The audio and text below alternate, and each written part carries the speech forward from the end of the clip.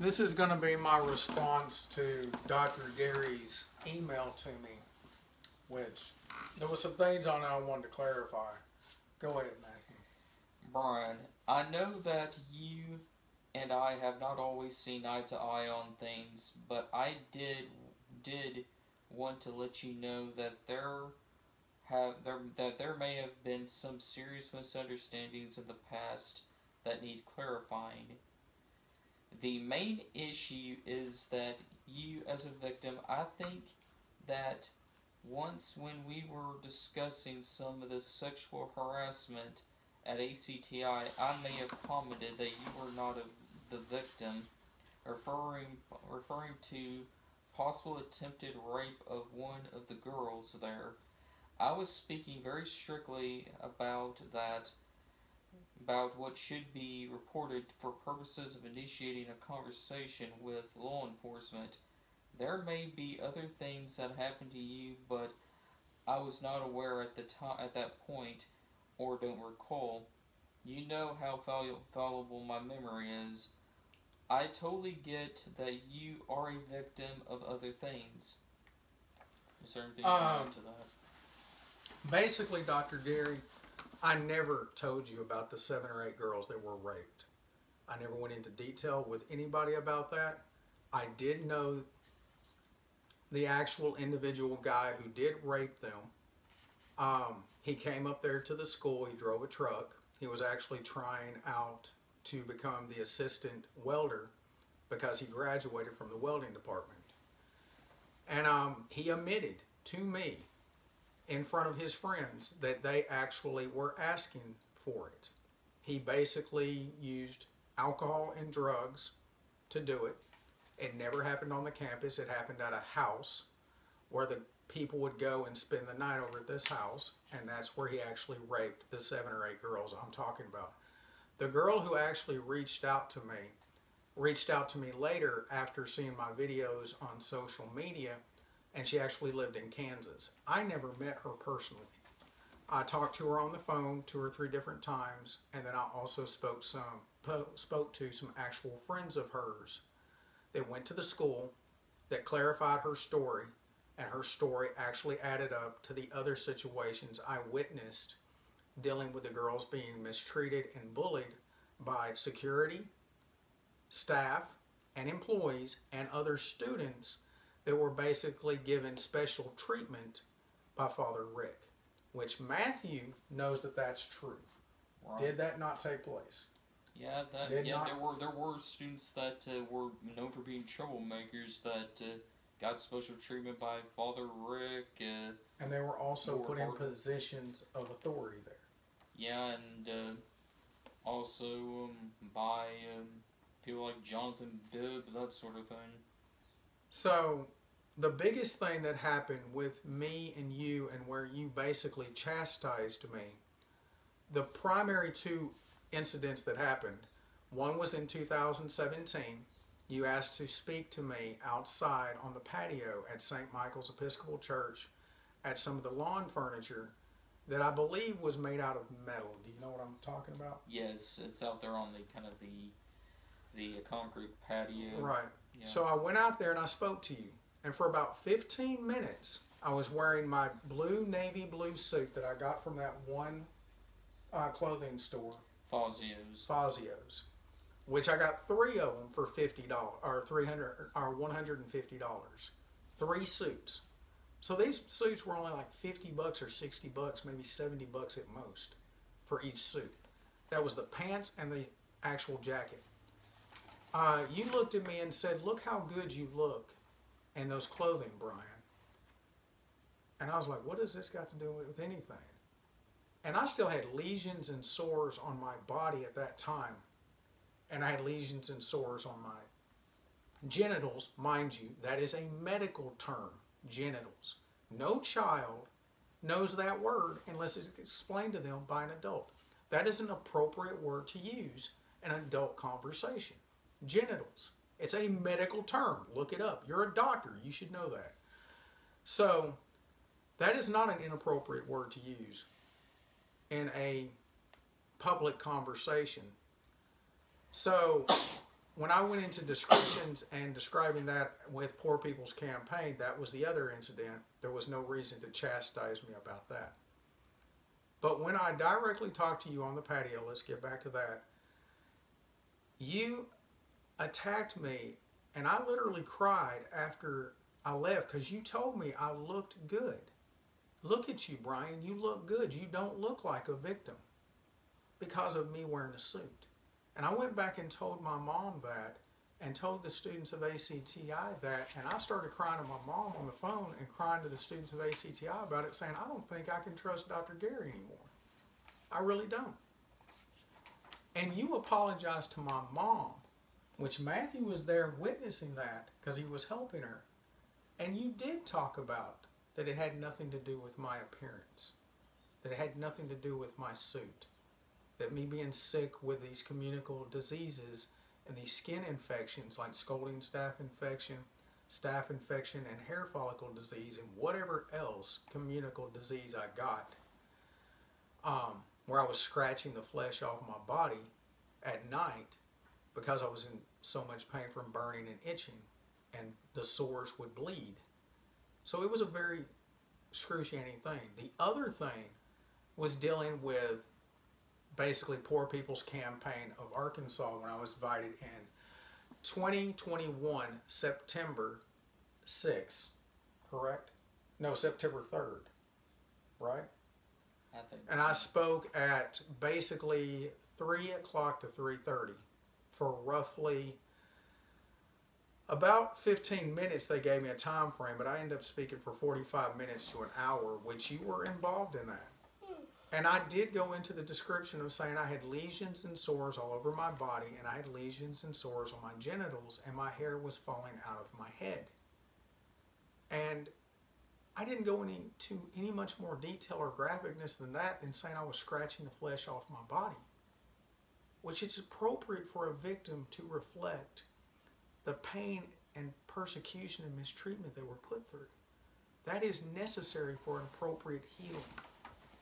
And anyone that tells someone they should be quiet about what they were talking about, that was too graphic, that was inappropriate. And you said that right after the meeting, right out there in the foyer at St. Michael's, right there in front of Matthew. Did you not witness that? Did that not happen? Yes or no? Right. And that offended me. And my mom already passed away, which gave me the impression your apology to my mom was not sincere, because now you're chastising me again, trying to make me seem like I'm not a victim when I was. So it had nothing to do with sexual harassment. No one ever sexually harassed me. I never witnessed sexual harassment towards any of these 7 or 8 girls that were raped. I literally heard the stories from them, and then the actual guy that physically raped them actually confirmed he did do that. And he was actually applying for the assistant welding job back in 2016. And me and him had a very heated conversation on a few different occasions. And that's when he actually told me in the parking lot at PT Ramp, he actually said to me, he did do it. I'm trying to remember exactly how he phrased it, but they wanted it. That's how he put it. He did do it, but they wanted it. And they were asking for it. And that's what infuriated me and made me mad. But I never, ever told you what happened, how they were raped, none of that. And how they were mistreated at the school by the security employees and staff, and also inappropriate students that were basically looking up to get basically special treatment from Dr. Hamby and basically Father Rick. Primarily Father Rick, and also Jonathan Bibbs, who ran the store. Or ran the, not store, but ran the actual school, ACTI, Arkansas Career Training Institute. Go ahead on the next one. You are a victim as a Native American of unspeakable crimes against your peoples, crimes which are literally in your DNA. What do you have to say about that? In reality, dealing with me being Native American, European American, Yes, I have had people judge me on my appearance. I have had my Native American family judge me on my appearance and call me a half-breed and derogatory things. It's very difficult being in what I call two different worlds. Being in what is called the black and white world of racism, the singular color racist ideology of the black and white world of the United States of America, and then having my Native American people have no voice, no recognition, no understanding of anything. They're not accepted. Their history is not accepted. They're basically what they've contributed to this country is not even acknowledged. So when they see a half-breed, it reminds them of genocide. When they see a half-breed, it reminds them that their people are going extinct and dying, and I am a reminder of that. But it is not European Americans that are doing it. It is not African Americans that are doing it. It is not Asian Americans or Oriental Americans or Poly-Asian Americans that are doing it. It is the public school system and our government and our history and our educational system that is doing it. It is the Democratic Party and the Republican Party that is doing it. And it deals with the aspects of them teaching people the singular color racist ideology of hatred and bigotry and stupidity, elevating a black and white world of racism and judging God's greatest gift, humanity, on the color of their complexion. So to say that persecution falls upon me in a way of me being Native American, yes and no. It is something we all equally share and we all equally should be ashamed of. And yes, my Native American family deserve freedom, they deserve a voice, and they deserve their history to be taught in our public school systems and across this country in an appropriate way. Next question. You are clearly a victim of insensitive healthcare providers at ACTI regarding your skin infections. I did clarify part of that thing earlier where I talked about the lesions and sores all over my body and my hair falling out of my head. Yes, I went to the medical staff there. Yes, they absolutely 100% treated me like garbage, except for one medical doctor who was a woman with long brown hair and glasses. She was older, and she was a very sweet, kind medical doctor. And she was the last medical doctor I spoke to. And she's the one that actually wrote down my medical report and actually made statements that I talked about. I got sick and developed these sores and lesions from actually going to these individual dorm rooms and basically performing an investigation of what was really going on there at that school. She was absolutely a sweet and very kind medical doctor. So not all of the medical staff there were inappropriate. Not all of the nurses were inappropriate. But the people running the school itself were inappropriate. Like Commissioner Alan McLean, Commissioner Joyce or Cerise Childers, Miss Lily Kirsch, Jonathan Bibbs, Dr. Hamby, Father Rick. These people were at fault for my pain and suffering and all of the students of ACTI's pain and suffering that fell sick and ill to the hazardous living conditions there. Not just myself, but them as well. So, and I've got videos and pictures and photographs to confirm what was happening to me. So that's more than easily to be able to be proven. You are a victim of authoritarians at ACTI that had you jailed overnight inappropriately. That still falls right back to Commissioner Alan McLean, who gave that order, and also Cerise Childers, who is actually Commissioner Cerise Childers, who is the boss of Alan McLean, and also Jonathan Bibbs, Miss Lily Kirsch, who actually filed the, basically had me charged, where she was actually said to be the victim, which is absolutely 100% a lie. She asked me to work with her. She asked me to please keep dialogue open with her. They refused to give me my paperwork when I asked for all of my legal documentation there to be turned over to me, and did basically a release records, not once, but I did it 5 times, and asked them to release all of my records that were basically relevant to me, to give them all to me. And they basically drug it out literally 5 different times for several months, which was absolutely ridiculous. I did not want this conversation with them.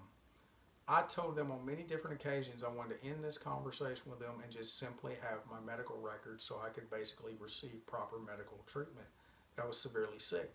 And Miss Lily Kirsch made promises that they were going to get that done for me, which she failed to do. Instead, I was charged with basically terroristic threatening. I went willingly with the officers, and later those charges were dropped down to electronic harassment, which none of that occurred. They simply hid behind the Arkansas sovereignty law and the amendment to the Arkansas Constitution of 1874 to commit their crimes and throw me in jail and torture me and blackmail me to try to find out this list of students that were working with me, which I knew if I gave up those students, they were going to throw them in jail next and torture them to find out anybody else who was working with me or working with someone else. So I had to keep my mouth quiet. So yes, authoritarian dictatorship, authoritarianism by these individuals, God, yes, definitely. Okay. You are a child victim of your parents' separation that clearly still causes you distress.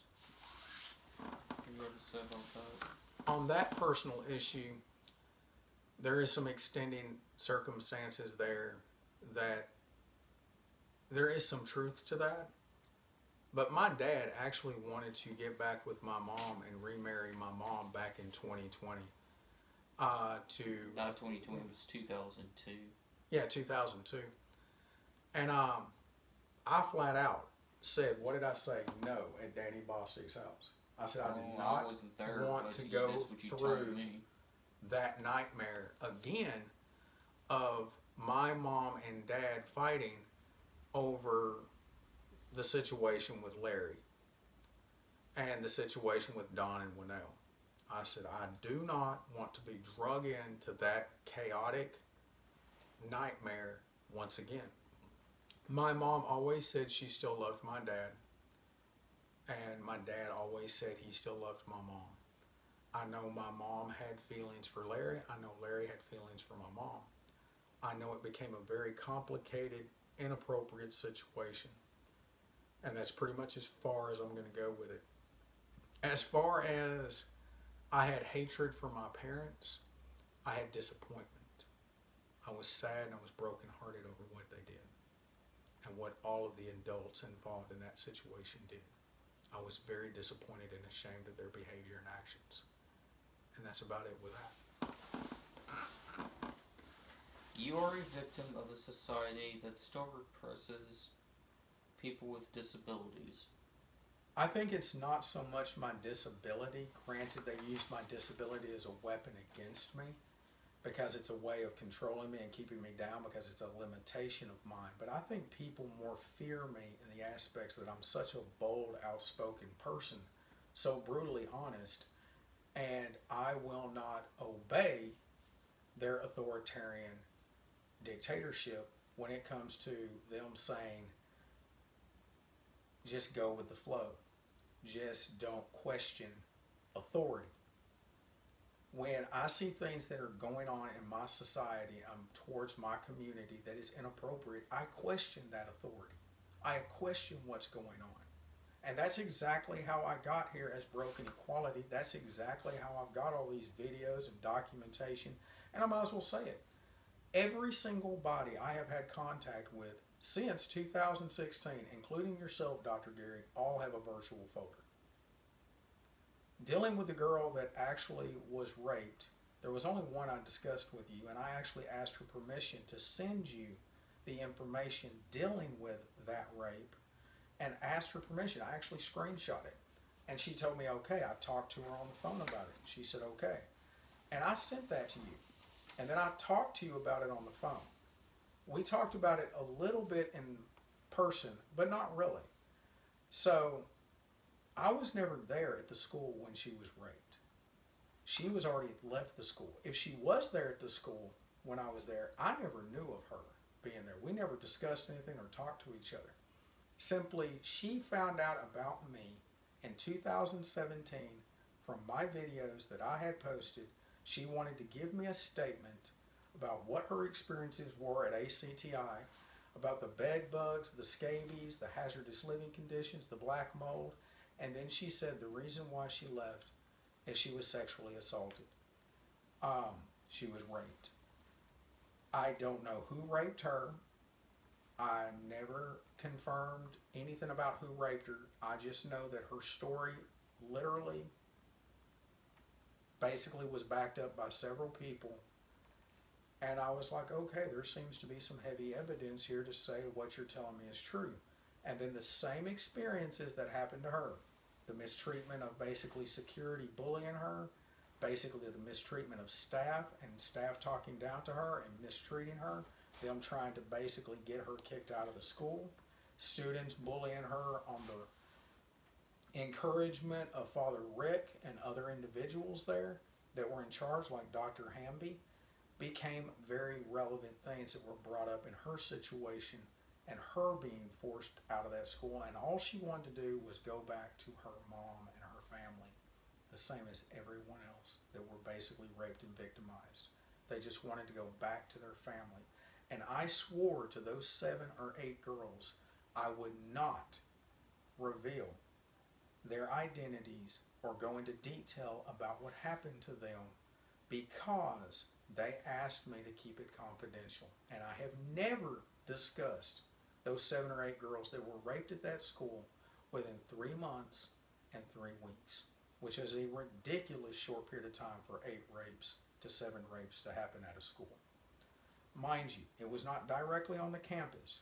The sexual harassment and the inappropriate following of this individual who did rape them, that occurred on the campus. The actual rape itself, or the rapes itself, happened at a house or an apartment that someone was renting where the students would go over there and hang out and drink alcohol and even do drugs. And he actually used a date rape drug. He roofied them. So that's about as far as I'm going to go with it, but that's what happened. If I ever give you the impression that you are not a victim, I apologize. That was never my thought. Okay, Dr. Gary, you did give me the impression I wasn't a victim out there on the patio when you said that looking at myself wearing my suit, I just didn't look like a victim, and you were judging me purely on my appearance.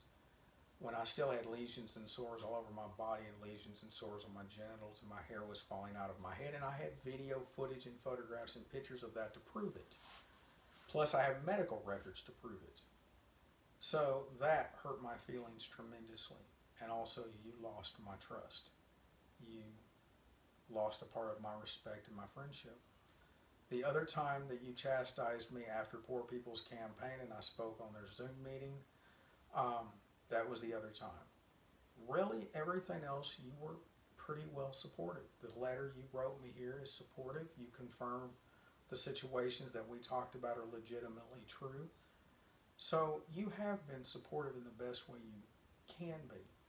It's just at times you chose very inappropriate conversations that happened, and I never understood why you did that.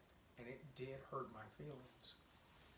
And it did frustrate me, and it did make me question if I could trust you. And that made me feel like I was a victim. And you made me feel like you victimized me. And that broke my heart. And that made me feel like you didn't care about me as an individual. Go ahead. I regret that working together, I have not really advanced your efforts to overcome many of the things above. In some of those efforts, I have tried to work with others, including Stephanie Fox, to help you. What do you have to say about that? Now, the thing about Stephanie Fox and yourself, which happened in 2017, generally around the time when we would all eat breakfast, some of that dealt with me talking with Lisa and trying to have the opportunity to speak to the congregation in the main chapel and discuss with them what I had, the videos I had, and wanting to sit down with them at a separate room and discuss with them what I have and what I went through and tell them my story, which was never given me the opportunity.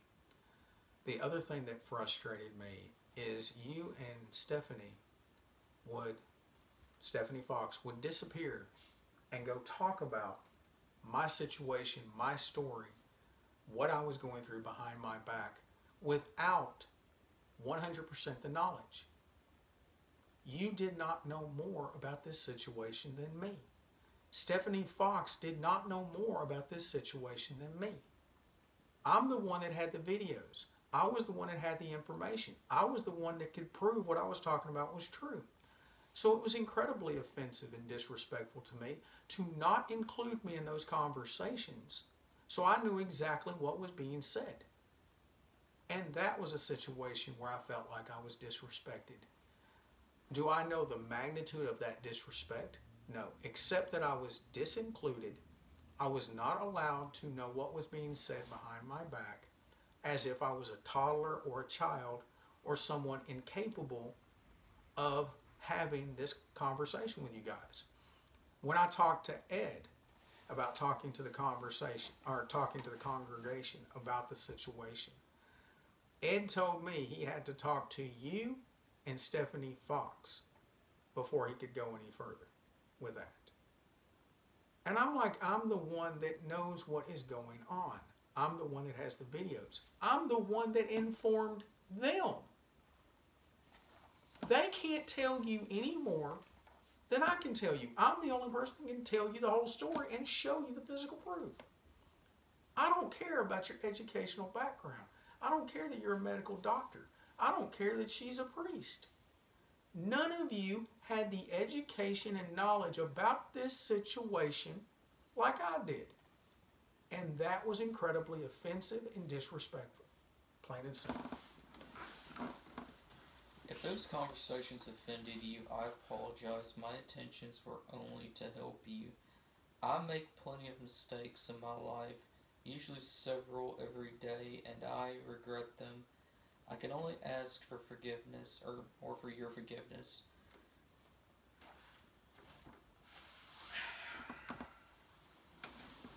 My faith and my love for God and Jesus Christ and my love for my Native American people and my love for my ethnicity, my diversity, and my love for my culture and just who I want to be as a person, I have to accept that you wrote me a really good, decent apology letter. Yes, you definitely do have some memory issues.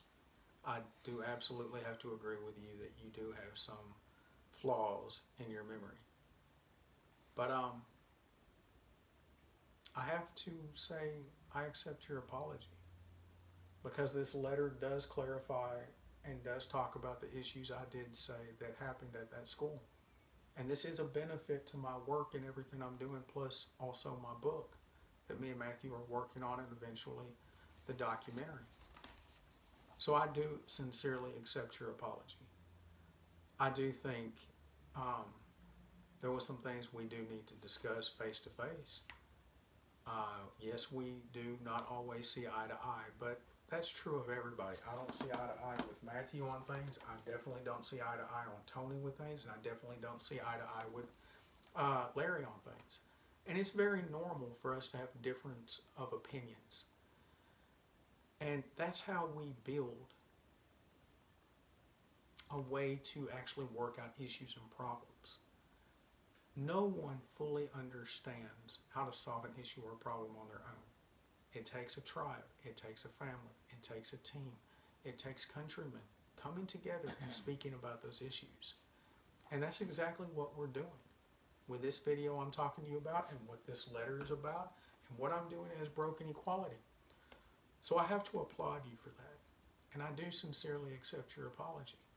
And I did give you my permission and my love and appreciation for wanting to go to my mom's funeral and play your violin. And I actually was very pleased that you did. And I want to thank you for that. The things that happened in the past can't be changed. But talking about it and working towards a good positive resolution is a necessary thing. And that is what I'm trying to establish as broken equality is to really get these very hardcore issues out into the open and what really happened at ACTI and all of this incredible history I'm tied to with how I'm tied to Mr. Oliver Brown from Topeka, Kansas, dealing with Brown versus Board of Education of Topeka, Kansas, and Mr. Martin Luther King Jr., and also the Central 9 students of Little Rock, Arkansas, and the Little Rock Crisis of September 4th, 1957, dealing with the passing of a law in February, which was the Arkansas Sovereignty Law, and also dealing with basically the amendment to the Arkansas Constitution of 1874 that was passed to actually protect the Jim Crow Act law, which states that she shall never be made a defendant in any of her courtrooms whatsoever. That's what that amendment states, which means you have to get the state of Arkansas's permission to sue her.